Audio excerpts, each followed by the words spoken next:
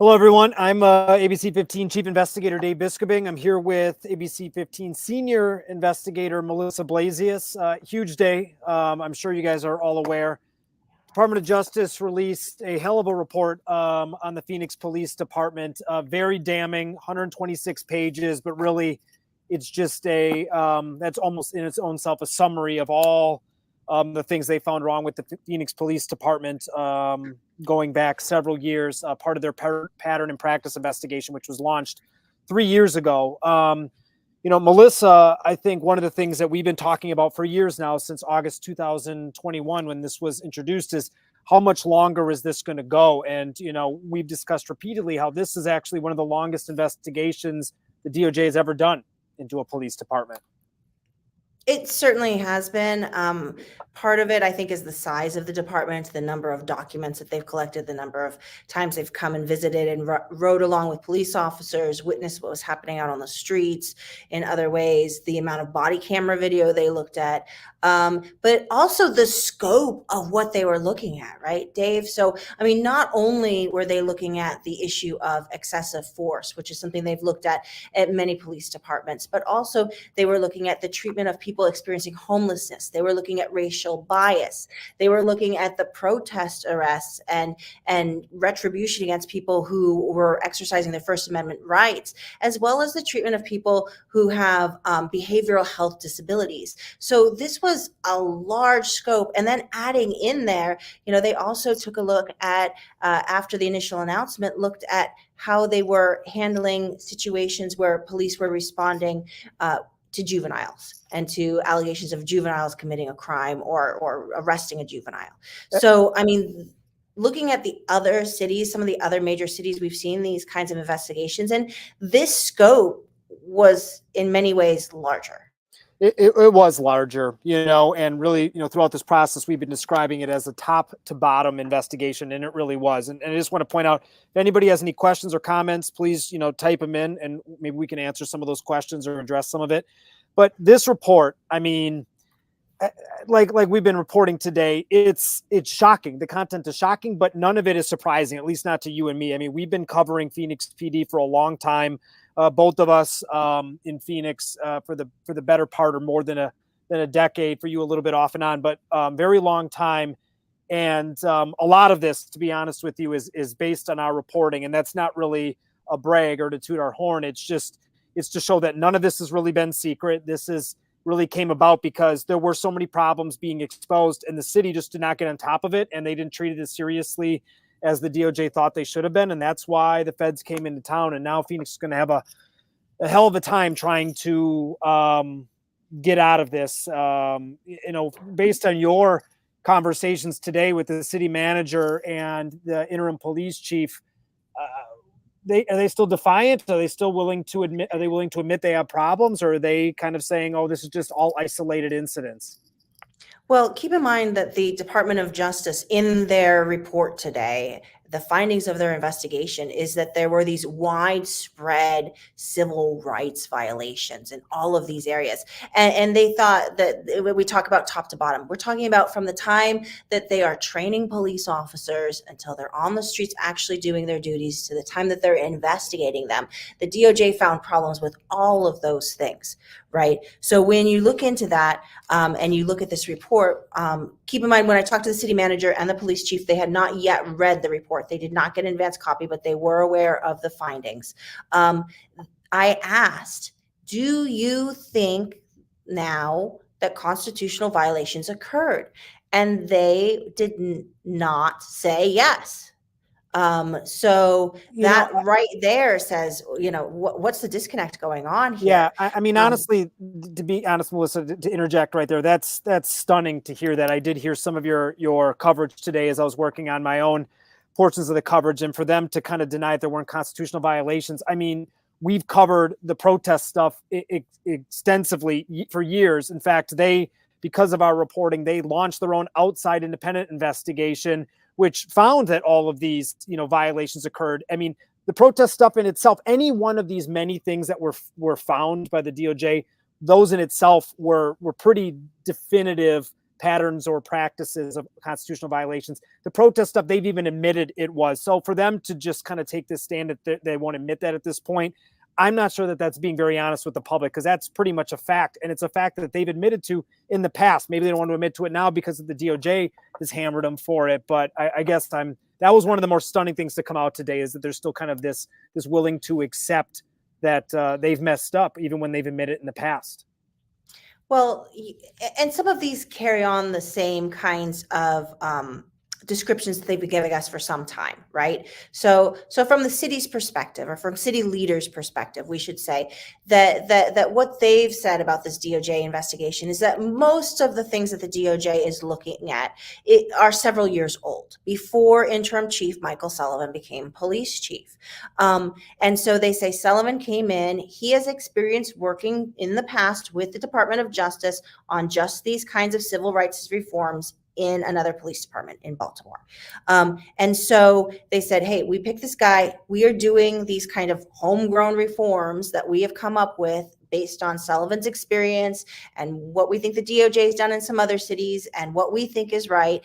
And we're going to just push ahead with those because we believe in those. And we believe that most of the interactions with police officers are good and the officers are doing the right thing, and that and until we work whatever out we're going to work out with the DOJ, we're just going to keep going on that path. So no major changes today, no major admissions, no major apologies did we hear from them about policing in Phoenix and how it's been going in the last few years. You know, there's a comment that just came in from Paul Siegel. He wrote, "It's very obvious the DOJ did not do an unbiased investigation. They came in with a predetermined conclusion and looked for material to justify that position. No effort to determine if the behavior of the people the police contacted were a root cause." Paul, you know, that's a pretty common thing we hear about all of this. I would tell you that the DOJ spent 3 years working on this, that the Phoenix Police Department blocked the DOJ from talking to a lot of their officers. They also talked to witnesses. The DOJ reviewed videos and all of this. I mean, it's a fair assessment. I mean, it's a fair thing, I guess, for a question for the public to raise. But and there are certainly questions out there about whether DOJ consent decrees or agreements really do have the intended effect. But I think Phoenix even admits that they think the DOJ did a lot of investigating. In fact, they kind of complained about how much investigating the DOJ was doing. So whether it was biased or not, I mean, they spent a lot of time and looked at a lot of things, and we've looked at them too. And some of this stuff is not disputable. They did violate the rights of protesters. They do use a lot more force than other police departments, including deadly force. And to assume or think that you know, Phoenix is so much different than anywhere else, I mean, I guess that's something that we'll see play out in this process. So talking about the use of force and the amount of use of force that Phoenix has used against people, in 2018, I was trying to remember the exact year, 2018, Phoenix police shot more people than any other police department in America. Now that is both, that's more than New York, that's more than Chicago, that's more than LA. And here's something from the DOJ report. It said, in the years leading up to this investigation now, that Phoenix PD officers shot and killed people at one of the highest rates in the country. So it wasn't just a 1 year thing. It was multiple years. Some city officials blamed more violent population for the number of shootings rather than police conduct, but we found a significant number of the shootings did not meet constitutional standards, and that Phoenix PD relies on dangerous tactics that lead to force that's unnecessary and unreasonable, and that the officers are often misguided on de-escalation, and that this not only endangers people in the community from these uses of force, but also the very own officers who are doing this.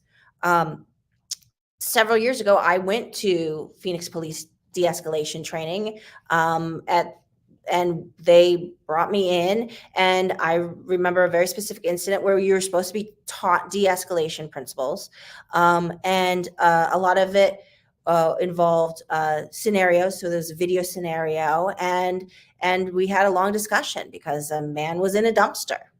And as a police officer, I played the role where I was supposed to get him out of the dumpster. When he got out of the dumpster, he had a screwdriver.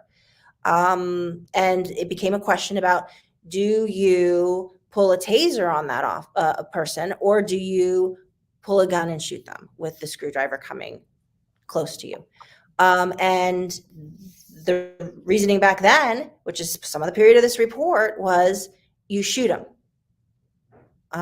So is that in line with what is known as good policing efforts today, or would there be a different aspect to that? I mean, that's just one example of, I was in de-escalation training and the answer was you should escalate it to deadly force.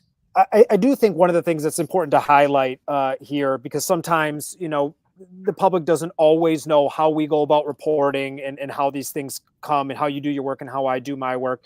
When it comes to Melissa and I, many reporters, we have sources up and down the ranks. I have many, and people, like the bluest of the blue police officers who might even call me and say, "Hey, I don't like your reporting, but it's factual, and I think you should know this." We hear about this from people inside the department who are very upset about what happened, and a lot of times why the DOJ comes in and they highlight it in this report, it's not the officers making snap split-second decisions about what's going on. It's the fact that, when things do go wrong, when there are systemic problems, the leadership or the city or the oversight doesn't exist. We saw that in Phoenix. I mean, we have instances where whether it's the protest scandal or not, top police leaders were using encrypted messaging apps so that their public records, their text messages could be deleted. And then they lied about not knowing about things, about not knowing about scandals, about not having pre-knowledge of like some of the bad things that were happening. And then they lied about the fact that they had messages about this. So, I mean, we have a situation where it's not necessarily always even the actions of the officers or some mistakes. It's the fact that the department can't police itself to kind of self-correct and make sure stuff like that happens again. That's as much a focus of this. I think it's not important to lose sight of that as the actual issues itself. It's that they don't believe that Phoenix and Phoenix police can correct itself and will be able to on its own. And I think that brings us to what are the next steps here before we get into kind of some more of the nitty-gritty of the report, right? What happens when you get this 126-page report that comes out? Well, right now, Phoenix city leaders have been given a little bit of time to read through the report. They've really pressed the DOJ about having the time to read through the report, understand the report, dissect what's being said there.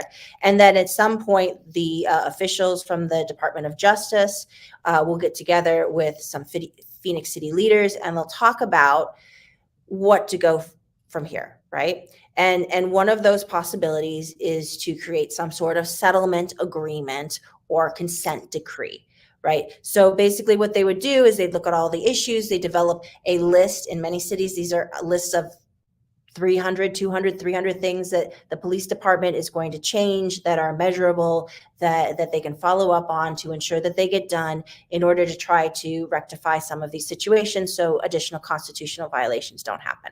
So that's how very many of them go. The city and the DOJ hash out what they want this consent decree to eventually be, that's approved by a judge, and then they bring in a third party, an independent monitor and team to watch the metrics, read the reports, and report back to the judge at regular hearings about, is the department working in a timely manner on these 200, 300 items that they want to improve on in order to ensure more constitutional policing. Yeah, one of the final points here, maybe the final point I want to have us touch on before we sign off is, you talked about, what kind of happens from here, et cetera. I mean, the election perhaps could throw a wrench in this. We heard some questions from other reporters from national outlets ask this. What if Trump is elected? What if Biden is elected? That could impact whether, a certain president's DOJ even continues this case. But let's say this case does continue to go forward, whether Phoenix cooperates or not. I mean, Melissa, you've looked into this, like you said, in other cities. I mean, it's fair to say, again, this is really, it's been 3 years. This report came out, but this is really the beginning. The follow through on this is often a handful of years, a decade, sometimes longer, because change is hard. And we're going to be looking at this for a long time. Absolutely. And this affects every single person who lives or works or travels to the city of Phoenix, because everything from, a mental health situation that would develop to are you going to be pulled over in a traffic stop and ticketed or arrested to, what happens if, you've got a friend or a relative who's homeless, and how are they treated? So, I mean, this runs the gamut of people who are in the community. And so, is this going to be a turning point in a change in policing? We'll have to see in the end. So I guess we'll kind of end it here, and I'll say that Melissa and I, no one has done more reporting on Phoenix PD and its issues, for better or worse, than us. We're going to be on it for until we'll see it through until this either ends or we're retire. That's a joke, but not really, because some of these have lasted decades. So I hope that you'll continue to follow us and stick with us, and feel free to reach out and email us or call us if you have thoughts, concerns, tips, information. We want to hear from you. So thank you very much for joining us. Thank you.